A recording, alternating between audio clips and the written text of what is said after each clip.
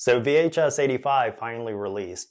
Earlier today, I did a marathon of all the films that came out October 6th, and at the last minute I remembered VHS 85 comes out on Shudder. And so I gave that a watch, which was a nearly 2-hour runtime, and I was a little bit hesitant about watching it, but I'll save all those thoughts as I get into it. So I'm gonna go through all the segments and the wraparound story. I'm gonna try and synthesize this as much as possible. No spoilers, no main plot points that will give anything away, but let's get into it. Unveiled through a made-for-TV documentary, 5 chilling tales of found footage horror emerge to take viewers on a gore-filled journey through the grim underbelly of the forgotten 1980s. The first segment in 85 is titled No Wake, and that's directed by Mike Nelson, who directed the 2021 reboot of Wrong Turn.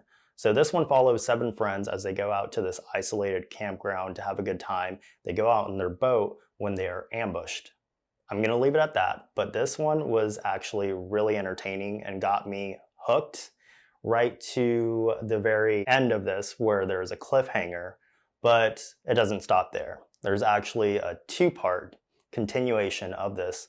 Another one titled Ambrosia, which follows up later after a few of the other segments.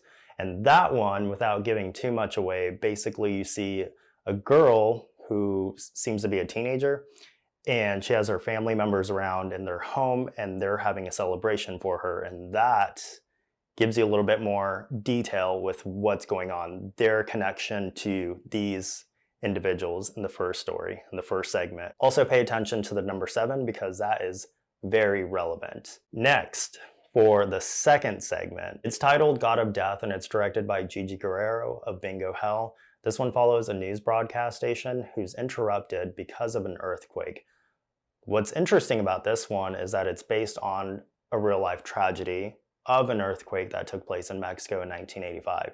On the morning around 7 a.m. September 19th, with a magnitude of 8.1, it affected surrounding regions, but it was mainly concentrated within Mexico City, and it took about around 10,000 lives and left 250,000 or more without shelter.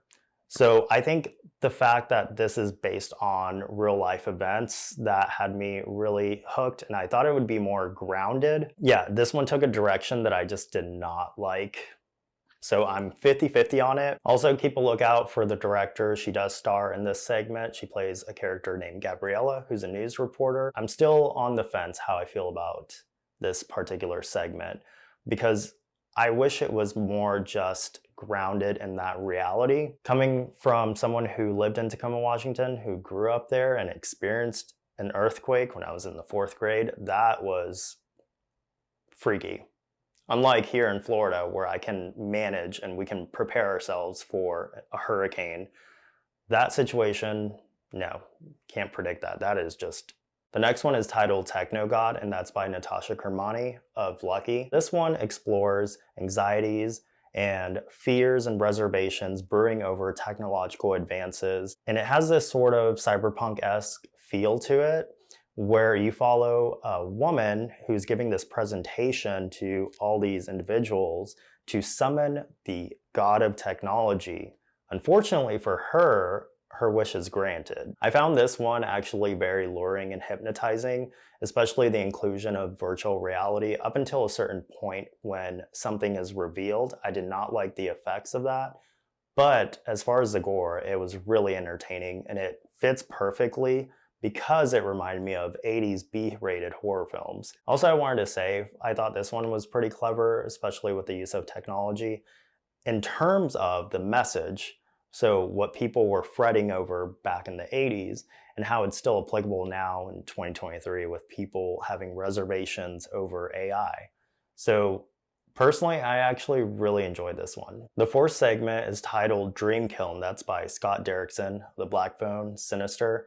This is actually one of my favorites. So what I was saying about Techn God, I think this might be one of my top favorite ones because it is so creepy. I actually did find this really eerie, especially being in a dark room, just watching this film, and the sound design and getting this first-person POV. Let me not get too ahead of myself though. So this one involves a police investigation into a series of anonymous mailed-in tapes. It only gets more confounding though because the footage reveals that these events haven't even taken place yet. I actually found this one to be the most gritty of them all and the most unsettling, yet the best one in terms of gore. I really like the direction that this one went with that, how like just the ultra violence and people being cut up to bits. So a few of the drawbacks, I wasn't too fond of one particular character and these sequences, these nightmares that they're having because of the portrayal of this character, and they just seem like a caricature. Even though I promise you I'm not being judgmental. I mean, geez, I used to wear trip pants back in high school and death metal band tees and horror film t-shirts. So it's not that I'm trying to be judgmental, it's just that they remind me like of a knockoff version of Robert Smith from The Cure. Maybe that was the goal. And finally, we have Total Copy by David Bruckner. And this one is the wraparound story. So this one involves a group of university research scientists who have this humanoid life form contained in a lab, and they're conducting all these observations on it. They named the shape-shifting creature Rory. This is by far one of my favorite wraparound stories that they've done. And what I find so funny about it, what's so hilarious, is before the credits roll, when the movie's ending, the way this one concludes, it makes me fucking laugh. I have to say that because there's a little bit of foreshadowing going on between the segments. There are these commercials, these short clips that are interspersed, which basically tells you the way it's going to end. And I have to think now and ponder over if Rory was basically watching some of these infomercials and stuff alongside us. I may be stretching my imagination a bit too much just coming to that conclusion. But honestly, I really like the creature in this one, this humanoid figure. It made me think of Ratma, and I think that's something that I like about VHS is when they do unique creature designs. This one, I don't think it's gonna hold up as being more iconic than Ratma, but it still was really cool to see. And I just want to go back and watch VHS 85 just for those last few moments before the credits roll, because it was just really hilarious.